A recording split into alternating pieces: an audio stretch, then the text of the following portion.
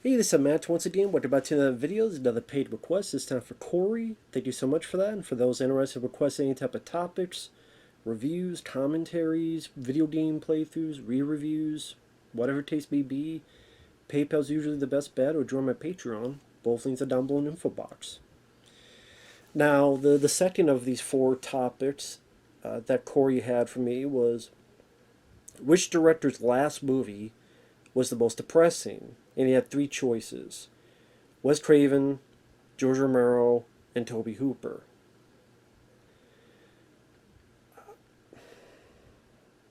Based on those three, because I don't know, I'm glad that he centered on just those three. Because if it was in general whose last movie was the most depressing, directing wise, that'd be very tough.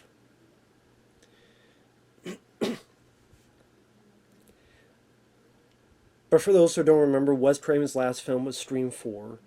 George Romero's last film was Survival of the Dead. And Toby Hooper's last film was this film called Jinn. Like this really, I forget what country it was in. It was like an evil genie. And it also took place in like one building. And I forget what country it took place in. Sorry for the throat thing. But I could easily say between these three, it was George Romero. I would say it's the most depressing of the three. Because Scream 4, I'm not a fan of. But compared to Scream 5 and Scream 6, it looks a lot better. I'm still not a fan of it. I still don't think it was needed. I still thought it was silly. Like Anthony Anderson going, was it fuck Bruce Willis when he's got a knife in the head? Dewey really had nothing to do in the film with David Arquette. Even just the main stars just felt like they were there just to be there. And I didn't care about the new people. I didn't care about the new cast. And sadly, yet it was still more reasonable to watch it than Street 5 or 6. That's sad. So it makes, and it does at least have one good line in it, which Nev Campbell says, "Don't fuck with the original." I thought that was a good line. I thought that was a nice delivery of the line by Nev Campbell. And in the scheme of the whole thing, it was fairly, in a weird way, harmless and inconsequential. You know, your three main stars are still there. They're still fine. They didn't get killed off or all this other stupid shit like Scream 5 did with David Arquette. So in a weird way, it's harmless, but I just thought forgettable. Jin, not only because I don't remember that film, Toby Hooper, if you look at his career, there's more misses than hits. As much as I enjoy Texas Chainsaw Massacre 1 and 2, I'm one of the biggest fans of The Mangler that you'll ever find on the internet. I love The Mangler. The Mangler is actually my favorite Toby Hooper film just because of how unique and interesting it is. And really enjoying Ted Levine and just how batshit the finale is. Yes, technically Texas Chainsaw Massacre is a better movie. It's just The Mangler just it's a ball of fun to watch. Hell's bells and bells.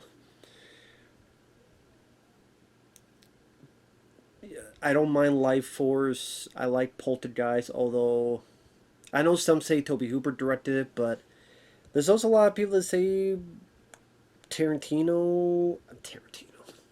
Yeah, it was quite Tarantino went back in time. Spielberg.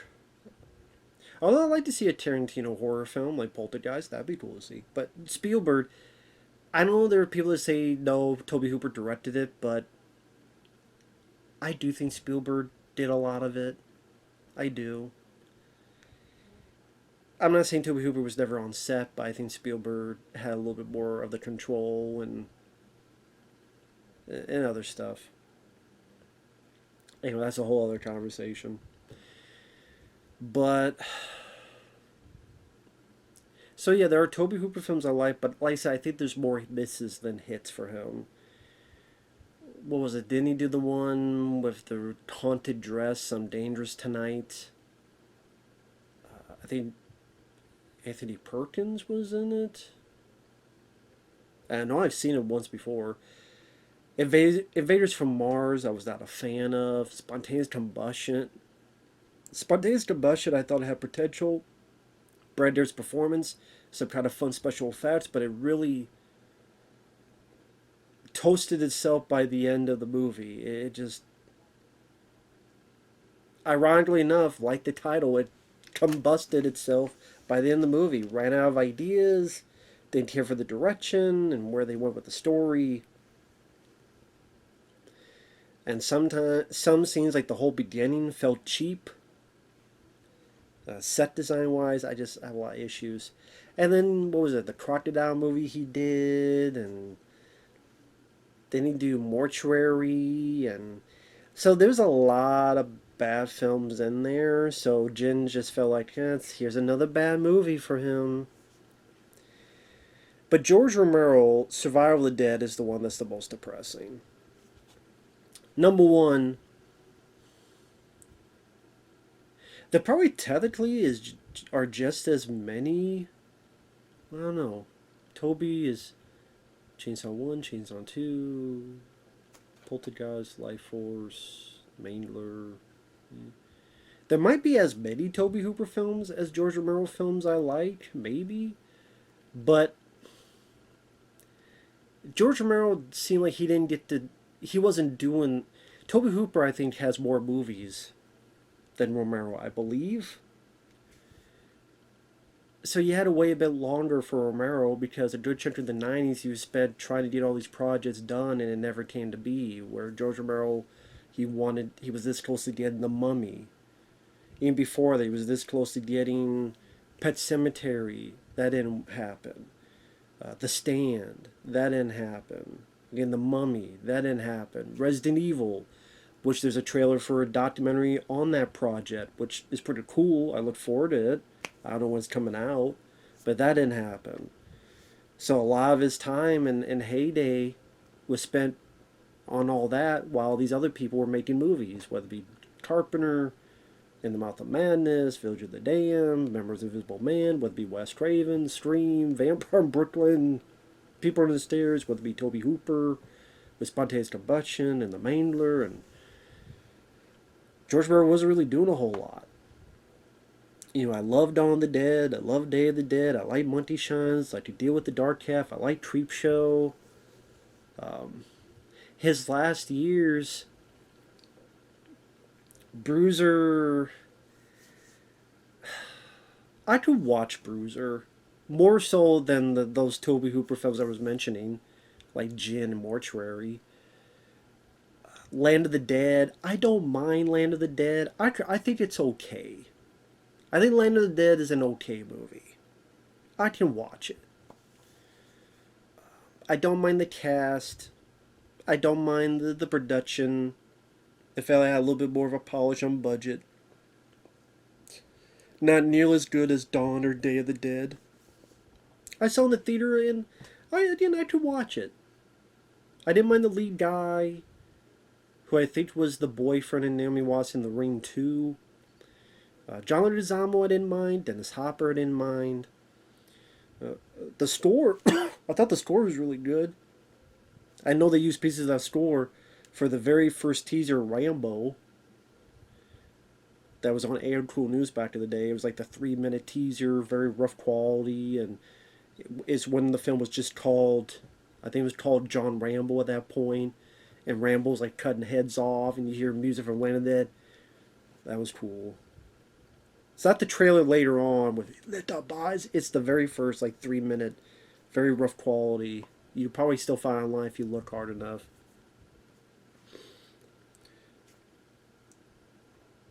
Anyway,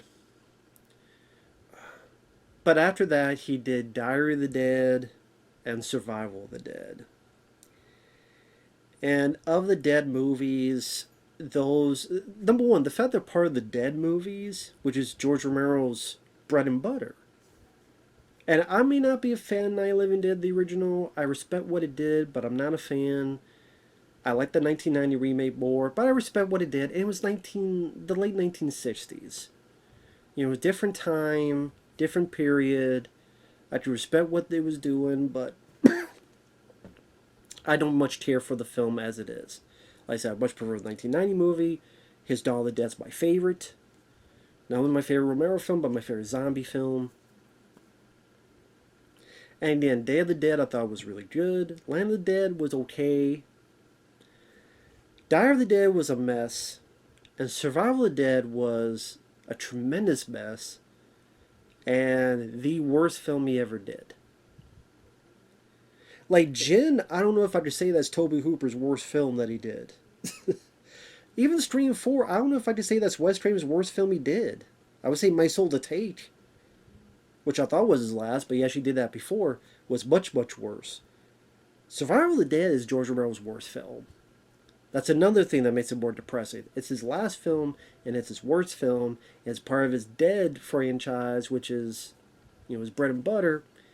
And that movie, which is about these two Irish families, and they're trying to fight each other, and there's garbage CGI that would not fit on the Sci-Fi Channel, and there's horses. I forget if it was a zombie horse, or the zombies eat the horse, or they took the horse and they put it in the Godfather's bed. I don't fucking remember much of that, and most people don't remember much of that. For a good reason, because it was dog shit. Survival of the Dead was horrendous dog shit.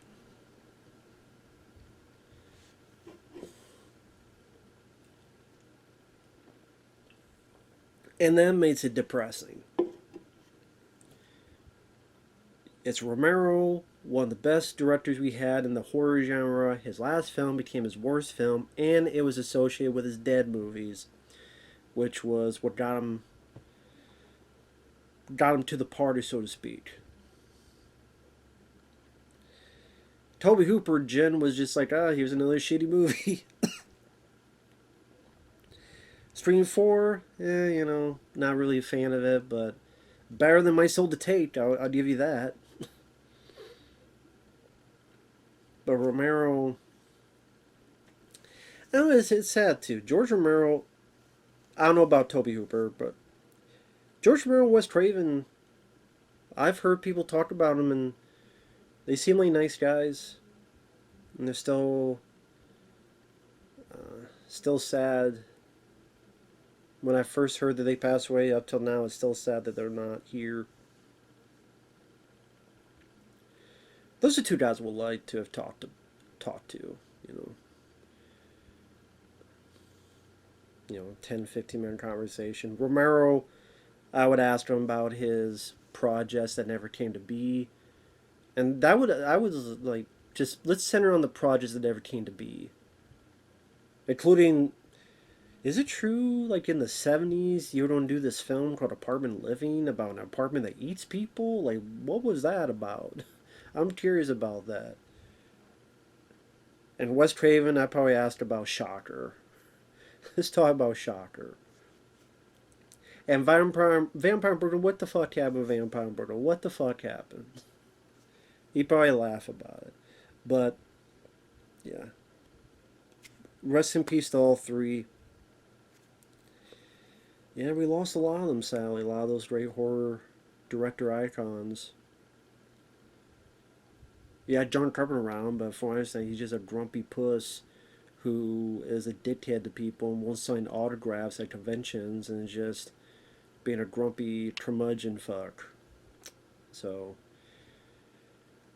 respect John Carpenter as a director. Not sure if I really respect him as a person, because you hear so many stories of him just being a curmudgeon asshole. So, maybe stay home and just smoke the weed and play the video games, John. Just saying. But Survival of the Dead is the answer to their question. So thanks once again, Corey. Take care, and we'll see you guys later.